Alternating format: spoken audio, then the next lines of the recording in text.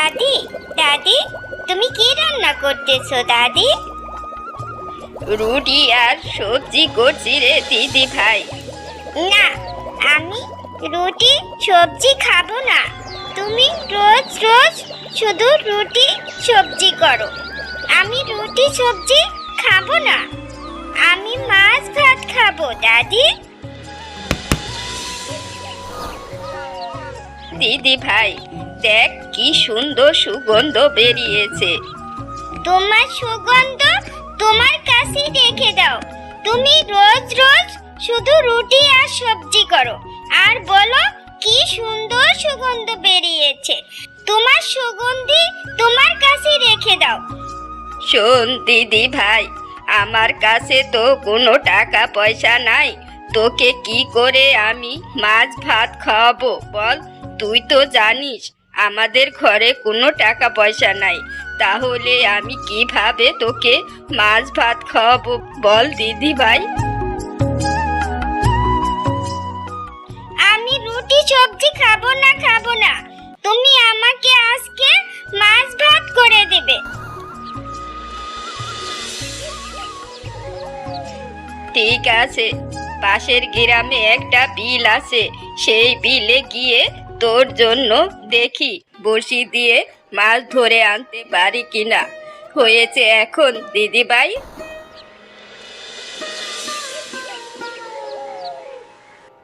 তুলি, তুলি, তুই ঘরে থাক, আমি বড়শি নিয়ে বিলে যাচ্ছি, কোথাও যাবি না কিন্তু।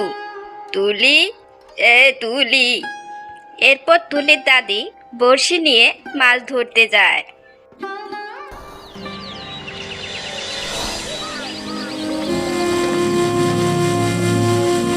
তুলিকে তো বলে আসলাম বিল থেকে মাছ নিয়ে যাব বাড়িতে, কিন্তু মাছ যদি না পাই তাহলে তো তুলি অনেক কষ্ট পাবে। হে আল্লাহ, আমি যেন এই বিল থেকে একটা মাছ নিয়ে যেতে পারি।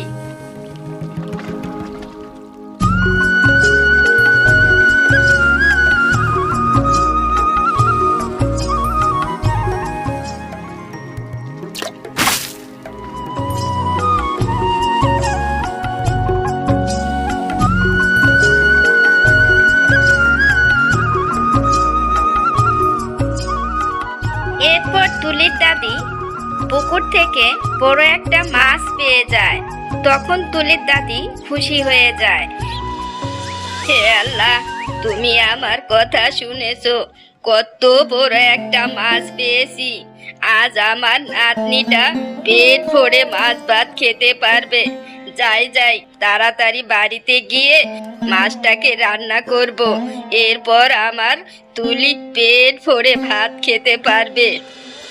এরপর মাছটা নিয়ে বাড়ি ফিরে যায়। বাড়ি ফেরার পথে একটা শাকচুন্নি বুড়ির হাতে মাছটা দেখে ফেলে। বুড়ি মাছটা নিয়ে হেঁটে যাচ্ছে।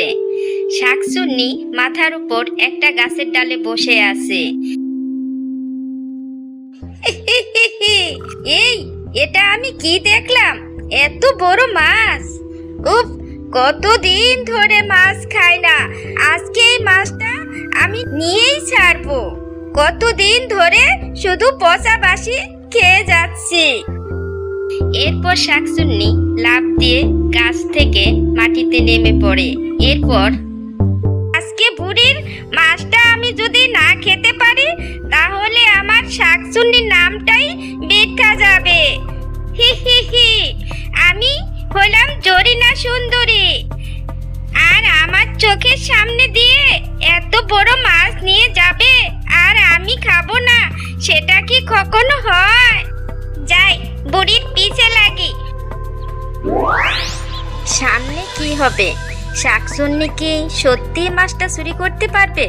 বন্ধুরা, এই ফাঁকে তোমরা চ্যানেলটি সাবস্ক্রাইব করে দাও আর লাইক করে দিয়ে আমার পাশে থাকো, আর কমেন্টে তোমাদের মতামত জানিও।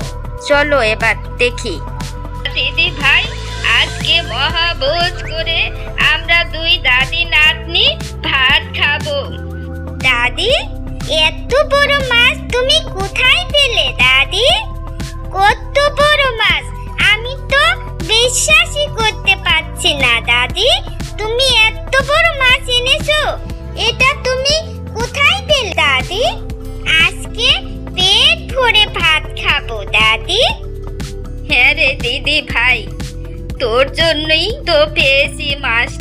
তুই খেতে চেয়েছিস তাই তো আল্লাহ আমাকে এই মাছটা দিয়েছে।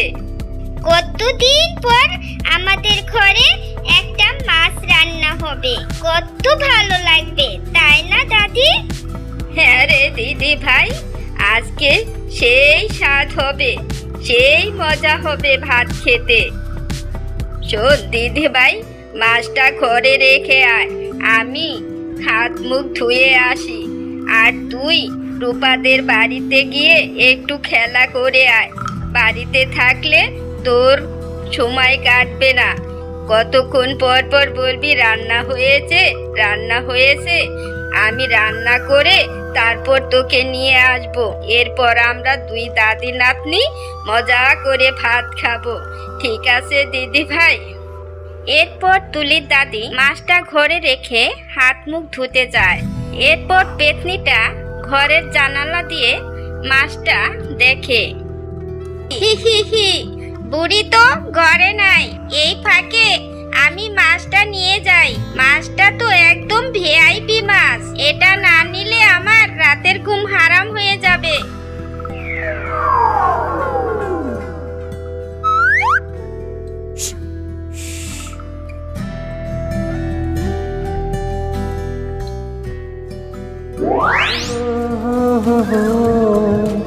La la la la la la la.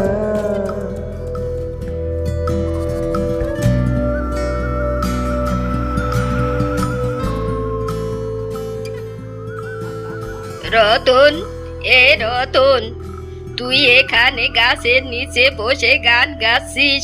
ওদিক থেকে পেতনি আমার ঘর থেকে মাছ চুরি করে নিয়ে গেছে।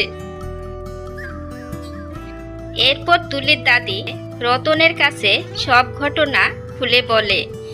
এরপর শোনো দাদিমা, পেতনি যখন একবার মাছ নিয়েছে আবারও আসবে, তাই আমরা পেতনিকে ধরে ফেলবো। এরপর রতন একটা ফন্দি বের করে ঘরের ভিতর একটা জাল রেখে দেয়। রতন ছিল পাশের বাড়ির ছেলে। পেতনিকে ধরার জন্য রতন একটা ফাঁদ পাতে। এরপর যেই কথা সেই কাজ, পেতনি আবার মাছ চুরি করতে আসে।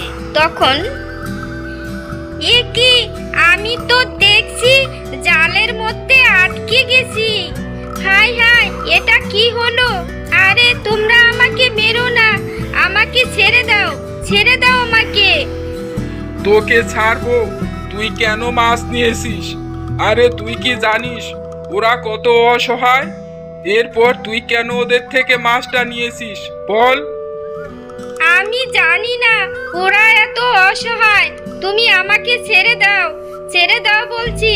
আমি আর কখনোই মাছ চুরি করব না, তোমাদেরকে কথা দিলাম। আরে তুই কথা দিলে কি হবে? মাছটা ফিরে আসবে।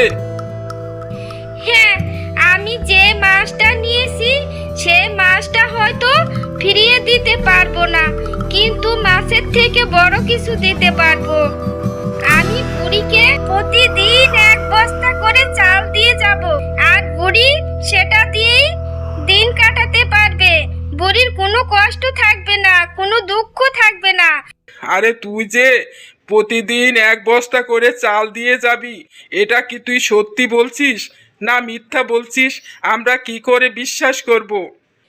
আরে একবার বিশ্বাস করেই তো দেখো। ঠিক আছে, তোকে বিশ্বাস করে ছেড়ে দেব, তুই কিন্তু তোর কথা রাখবি। হ্যাঁ, আমি আমার কথা রাখবো। এরপর রতন বিশ্বাস করে পেতনিকে ছেড়ে দেয়, আর পেতনি প্রতিদিন এক বস্তা করে চাল দিয়ে যায়। আর সেই চাল বিক্রি করে এবং খেয়ে দিয়ে তারা সুখে শান্তিতে দিন কাটাতে লাগে।